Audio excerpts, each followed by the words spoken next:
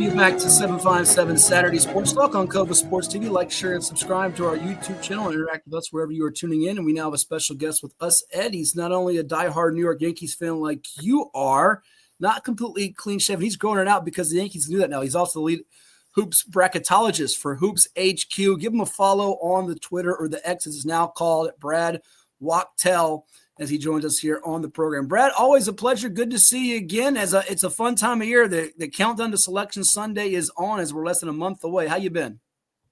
Been great. Thanks again for having me, guys. This is the best time of year, like you said, and looking forward to how it all unfolds. Yeah, it should be a lot of fun here. So I know you highlighted earlier on Hoops HQ. People haven't checked it out yet. I know Ed subscribed to it because he's been forwarding me all kinds of emails from you guys, and you do fantastic work. 3 of the games that you've highlighted for today that have major ramifications: TCU at Cincinnati. You also have, in addition to that, Clemson at SMU. And then you have one more. I believe it is it Mississippi State and Oklahoma. Oklahoma. Yeah, that's what it is. Mississippi State, Oklahoma. Tell me of those 3 here as we'll dive into it all. Which one do you think has the biggest ramification of those 3? Yeah, so I would say the Clemson at SMU game has the biggest ramifications because SMU playing in the ACC this year, there just aren't many opportunities. And this is SMU's final opportunity on their remaining ACC schedule. They don't get to play Duke anymore, don't play Louisville anymore. So this is it. And it's a home game against Clemson. It's a game they really need to win because they have yet to pick up a win against any team in the field. So, some might say, how does a team like that have a chance to be in that large bid? Well, they've beaten all the other teams that they're supposed to beat, and they've beat them pretty convincingly. So their overall metrics that the selection committee pays attention to are in really good shape. The one thing that they're missing are wins over teams that are going to be in the field. So a win today over Clemson would really boost their profile and put them in serious consideration for a bid. And Ed, for folks that haven't followed him on the Twitter or the X, Brad does his facts and bracks all the time up there on the X or the Twitter. He's got his latest one from yesterday up there. He projects the whole field. And I think, what'd you hit last year, Brad? Was it 67 out of 68? Did you get them all right?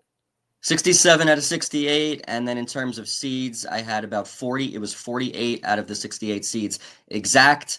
And then a good number within 1 seed. So it's something that, this is something that I've always done. I love to do. I've done it for about 20 years now. And each year you pick up new clues for what the committee does with their bracket. It's impossible for it to be perfect. But what I try to do is I try to get to as close as possible. And so far, so good. Not bad. Pretty darn good, and better than we can do. Ed? Well, Brad, first of all, thanks for coming on again. And, of course, we desire to have you because you're a Yankee guy. And like Matt said, you're spotting the new rule where you go ahead and grow it out. How do you feel about – before we jump back into basketball, since we're Yankee fans and Matt doesn't understand because his ball club plays AAA, Arizona. No. What do you feel about this new let it grow out? I'm okay with it. I think eventually all rules have to go. I get it, though. The Yankees are a professional organization. But when it comes down to it, you don't want to lose players who feel like facial hair is part of their identity. You don't want that to be a reason why a player won't come to New York. And I have a feeling over the course of the last, few months or whatever it might be, especially when they acquired Devin Williams, who is long known to have facial hair, I'm sure people have had issues with it. And you don't want that to become a talking point throughout the course of the season anymore. And we're at the point where it's like, you know what, let's move on. If they're well groomed, that's great. We don't need any scruffiness like, Boston Red Sox players have had for a number of years. We don't need that. But I'm perfectly fine with the change right now. Listen, I tried to convince Ed to do that same thing, Brad, because he told everybody in Hampton Roads last week we'd have no snow. We got 10 plus inches of snow. He wants no part of facial hair. He wants no part of it. Nope. I tried growing it out years ago. I can't do it. It just doesn't come out the right way and look it. So I'll have to forego that. But I'm on a few Yankee chat sites, and it seemed like there were some diehards that were calling the Yankees soft and mad about it. And, of course, there was probably the younger generation saying, It's about time to get rid of these archaic rules. It does have nothing to do with winning. It has cost us free agents. I was kind of on the fence with it. I at one time as a high school basketball coach had a rule of no facial hair during the season, but I was overseeing some parents who I never had an issue with it. I think only once in all my years of coaching did I have a kid say, or a parent come to me and say, my son is going to grow a mustache and you're going to allow it. And I had to allow it. But then I just basically let that rule slide because it's amazing in high school how many kids want to grow full beards more than men. So I just let it go. And I did the same thing. I said, guys, just keep it trimmed well during the season. And I have reasons for not doing it. And it had to do with, and I'm not going to get into it now, take too long, about refereeing. I'll leave it at that. But I'm okay with it too. And I just don't want to see a Brandon Marsh type with the Yankees. I mean, Brandon Marsh looks like he came right out of the cave. I know he's echoing. I agree. I agree with you there. And I think the people that are against this change are the same people that are against analytics in baseball, and they don't want any changes, going on. But, as time goes on, you have to embrace change. And I think this is one that we don't need to worry about and go crazy about. No, like I said, let's just get on with it. And I still don't think the Yankees are an automatic divisional winner. I'm going into the season. I'm going to pick Baltimore as I did last year. I don't think the Yankees lineup is as killing as people think. And of course, Stanton will be on the DL list to begin with, probably for the first 8 months of the season. So here we go again. But anyways, we're talking basketball. And again, for you to get as many as you did right is amazing. Absolutely amazing. My whole thing about this is you see teams with 24, 25 wins, and we've seen in the past, they don't get in. And then people with close to 1 or 2, 3 games over 500 get in. And then you hear that all the time. What the heck is going on? It dies out as the thing goes on. The 25-win team goes in NIT, gets beat in the first round, and everybody says, see, they didn't deserve it. Mm-hmm. But I guess the stock, what is it quad A wins? Is it strength of schedule? Because SEC, it looks like everybody's getting in except South Carolina. It seems like it. And somebody's talking about, and I want you to tell me yours, 3 number ones could be SEC teams. But gone are the days where if you got 20, 22, 23 wins, regardless who you won, you're in. Those are gone. Talk about the selection process. Yeah, of course. So it's total body of work, and that's what the committee always says. Now, the issue is when you play in a league like the SEC, you have so many more opportunities than, for example, a team like from the Atlantic 10. And a great example of this right now is a team such as VCU, who is hanging around on the bubble. They have a ton of wins, but you try and you take a look to see who they've beaten that will be an at-large bid in the NCAA tournament. And right now there's nobody. And unfortunately for their sake, there's nothing else that they can do to improve their stock in terms of quality wins.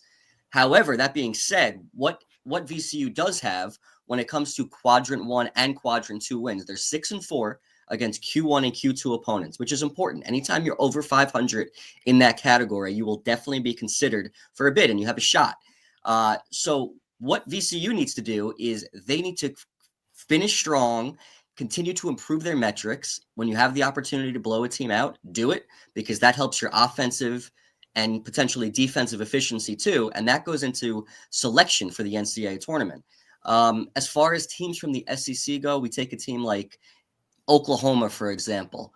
Oklahoma's 3-10 in conference play. How could a team 3-10 in league play even be considered for a bid? It's ridiculous.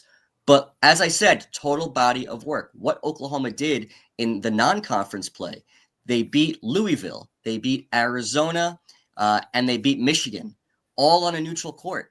All 3 of those wins have aged so well over time. Each of those teams are either at the top or right near the top of their conference standing. So it's what you've done throughout the course of the season, which I'm okay with. But I think there needs to be a certain threshold of number of wins in the conference, because right now I think Oklahoma can get a bid if they win 7 league games. If they end up finishing 7-11, they're going to get into the NCAA tournament. 6-12, and they'll actually have a chance. And as far as the top 3 seeds go, yes, the SEC does have 3 seeds at the moment in Florida, Alabama, and Auburn. And Tennessee is waiting in the wings. They're one of the top 2 seeds at the moment too. So I think when it's all said and done, there's a pretty good chance that they do get 3 seeds. Still a lot of time left. I think Houston is a team to watch out for that could break through as well. But yeah, the SEC is one of the strongest conferences we've ever seen, and they're going to be. They have the chance to get anywhere from 12 to 14 teams in the league. I think it's going to be closer to that 12 number, though. It's amazing, Brad, that Houston could be squeezed out of a 1 line with that record and winning the Big 12 potentially regular season. But that loss to San Diego State, notwithstanding their success lately the last couple of years getting to a Final Four, but having some warts might hurt them when they compare resumes with them and say at Florida or Tennessee. And you hit on VCU, who's from our state of Virginia. People watching that, they better win the A-10 tournament. They could be on bubble watch to the very end on Selection Sunday. Another team that I was speaking with somebody about last week, and I think they blew their chance by losing to Bradley, was Drake. Their net is not that great, and they kind of fit that same profile of what Ed was talking about, a team that's currently 24-3, but 14-3 in the league. They're 2-0 in quad 1, 2-1 in quad 2, but they had that bad loss here, and their net does not stack up with a team like Arkansas, who you say, John Calipari's having a rough year, but he did beat Michigan at MSG this year, and he has another chance to get a big win if he beats Missouri tonight. Absolutely, and I think Drake is a great example of a team. Right now, they're leading the Missouri Valley, so they're currently in my auto bid. But if they weren't, they would be right there. They're also 11-1 road neutral, which matters. Top 40 strength of record. Their result-based metrics, their strength of record, KPI, and WAB. I'm not going to get into the details of those right now, but those are result-based metrics that the selection committee pays close attention to. So if you're top 40 in those, you're in pretty good shape to get a bid. But what Drake has to do, in my opinion, they got to make it to the Missouri Valley Championship game. And if they lose that game, it needs to be to a team like a Bradley or a Northern Iowa. Those 2 teams are respectable. They would probably only be quadrant 2 losses. And I think that would still give them the opportunity to get in that large bid. Anything other than that, I just don't see it happening because they also have 2 quad 3 losses. And then, as you mentioned, Arkansas. Yeah, Arkansas is another SEC team with a poor conference record, just 4-9 in SEC play. Now, Arkansas, yes, they beat Michigan on a neutral court, and they won at Kentucky and at Texas. Those are 3 very good wins, and the committee loves to see wins away from home. And I think that's something that Arkansas has separated themselves with from other bubble teams. The problem is they're just 3-9 against Q1 opponents. And more of an issue is that they're just 4-11 against quadrant 1 plus quadrant 2 opponents. A team with that type of record has never gotten an at-large bid into the NCAA tournament, that percentage of wins. So they have some work to do down the stretch for sure. And just like a lot of these SEC teams, they got to take care of business at home, win your home games, and they'll be right there. I think once these SEC teams on the bubble start losing games at home, that's when their position for an at-large bid start to really become in doubt. And Ed, things will be more interesting too if we see a team like an NC State last year steals a bid from one of those big leagues, or even a league that's not a big league, and that can make things more interesting. Go ahead, Ed. Well, a couple of things, Brad, I wanted to bring up to you. First thing that comes on my mind, and I kind of complained during the football season about this, Matt and I argued, where in their selection of teams, the so-called lesser conference winners will never be in the playoffs unless it's expanded. They won their conference, but since they're so lower rated, they're going to take the 3rd, 4th place team in the SEC in that. Now, here comes basketball, which has a lot more teams in it, but it also comes under the same idea that those lesser conference, especially your number 2 in those lesser conference, because if you win the conference of basketball, you get the automatic bid.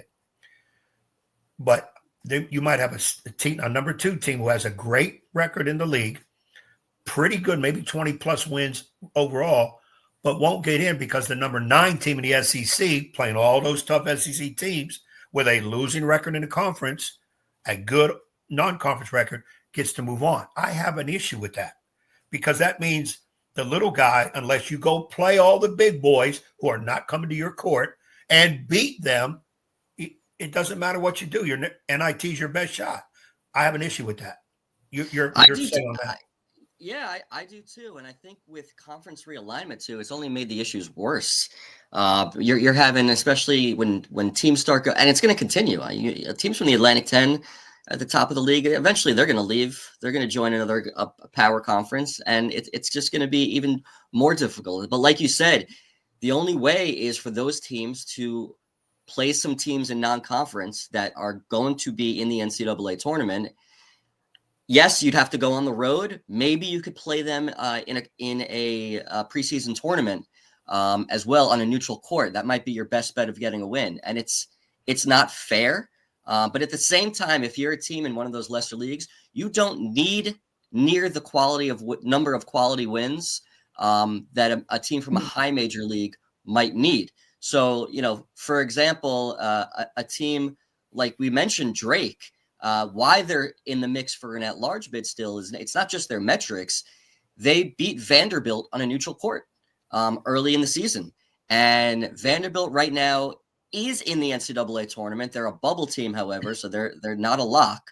And they also won at Kansas State, who Kansas State is on the outside looking in. They're going to have to finish extremely strong to get back into the conversation.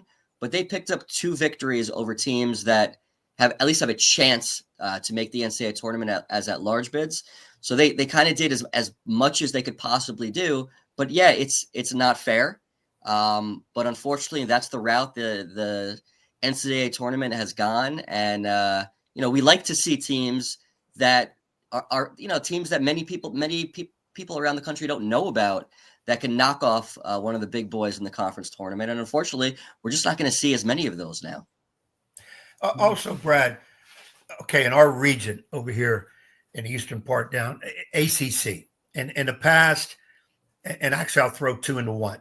Even the Big East in the past, when it comes to tournament time, Big East, ACC, everybody's in. They deserve it. It looks like this year, especially ACC, that's not going to happen. It's a very much down year. I mean, we're talking Carolina, traditional blue blood in there, may not even make it. UConn at the beginning of the year was – everybody thinking, well, maybe a 3-peat, and then all of a sudden, question whether they get in. I think they're a team that definitely should be in. How do you assess both of those leagues and their teams that they're going to try to get in? Yeah, so in terms of the Big East right now, St. John's, Marquette, Creighton, and UConn, they're going to be in.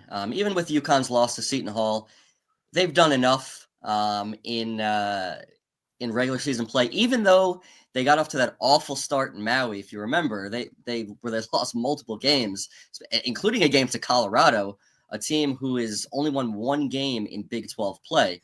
But Connecticut is still 4-0 against Q1A opponents. Those are the top of the top teams, beating them away from home, including teams like Gonzaga on a neutral court. They won at Texas, they won at Marquette, and they won at Creighton. So they've done their work away from home and on the road to assure themselves of a bid. And then the one bubble team in that league right now is Xavier, with Villanova hanging on by a thread after beating Marquette last night. They still have a chance, but they're going to need to win out to really get back into the conversation. Xavier's in a position where they do need to win out as well, only because they only have one quality team left on their resume in regular season play, and that's against Creighton at home. The bottom half of the Big East just isn't particularly good this year, so you're not gaining anything from beating those teams. They're only going to hurt you. So right now I see 4 Big East teams getting in with the possibility of 5, depending on Xavier and maybe Villanova, waiting in the wings. And then in terms of the ACC, right now we got 3 locks. We got Duke, Clemson, and Louisville. And the 2 teams that are hanging around, Wake Forest, who is right now in my field. They're 7-6 against quad 1 and 2 opponents, and their metrics are a top 30 strength of record, which is crucial. And then SMU, who we mentioned earlier, has Clemson today for serious consideration. They need to win that game. And like you mentioned as well, North Carolina, they're still not dead yet. They still have a chance. They're going to need to win out, and that final game of the regular season against Duke is going to be a game that they must win to have any shot and keep their hopes alive for a bid. He's the very best in the business, Brad Wachtel, bracketologist for Hoops HQ. Before we let you run, we'll give you a chance to promote what you have for folks to check out. Last one for me here, Brad, is Between now and Selection Sunday, which we're getting closer and closer to, is there a team or a couple of teams that you're most fascinated in terms of where they land in terms of seeding? They're probably in the field, but they could range anywhere from 3 or 4 different lines of seeds. I mean, for me, off the top of my head, the ones that come to mind are Gonzaga and UConn because they're so polarizing. How about you?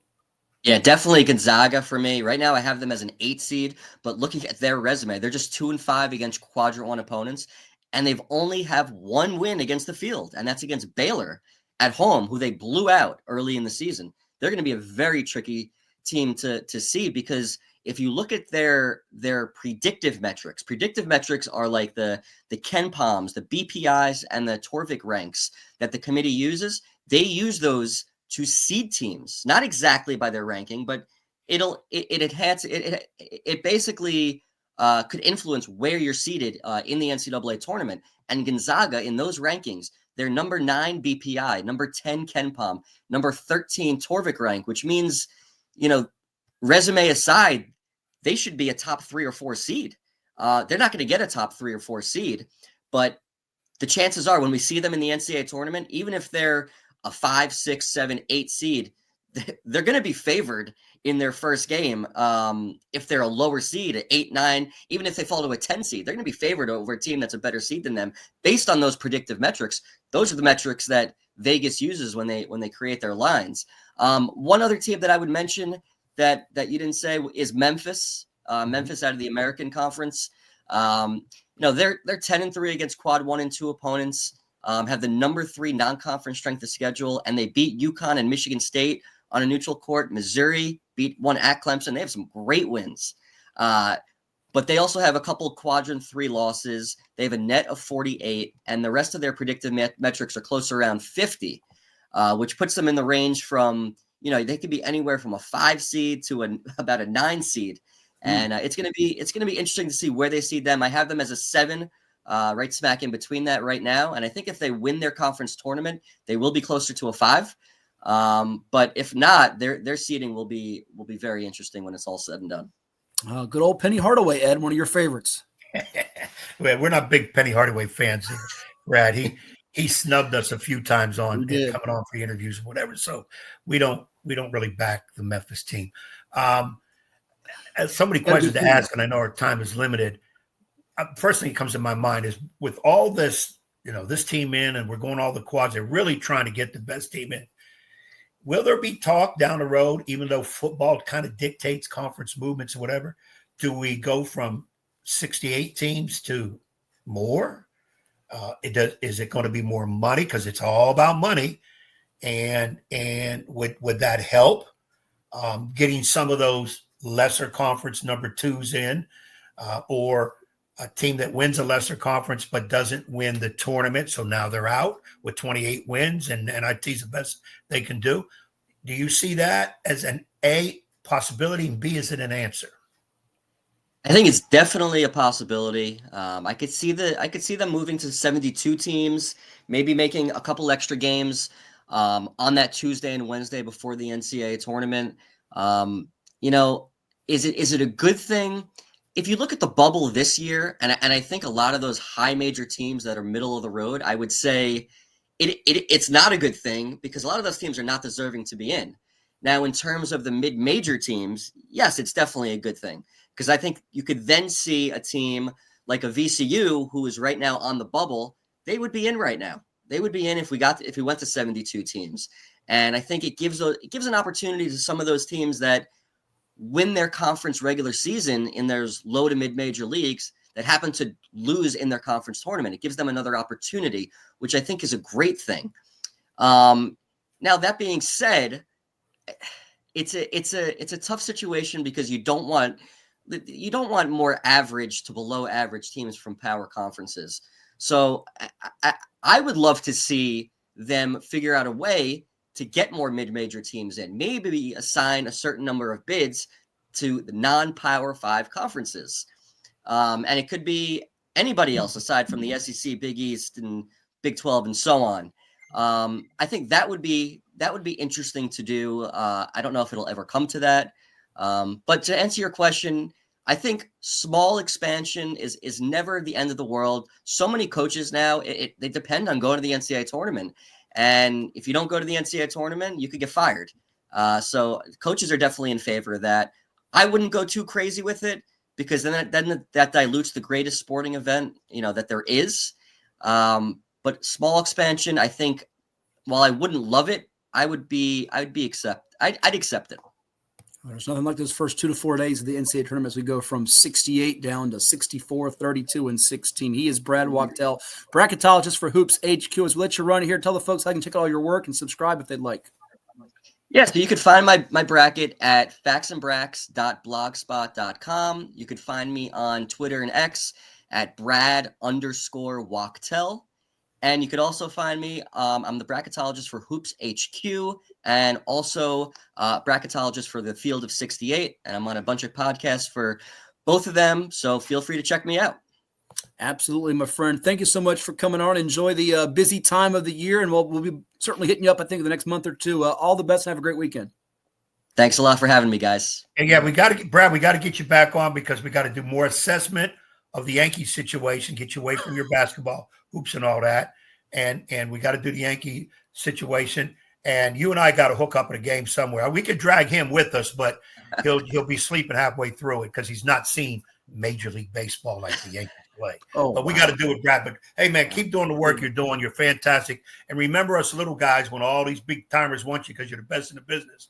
Make sure you give us some time. I really appreciate it. Thank you, Thanks, Brad. guys. Have a good one. That's Brad Wachtel, our guest here on 7-5.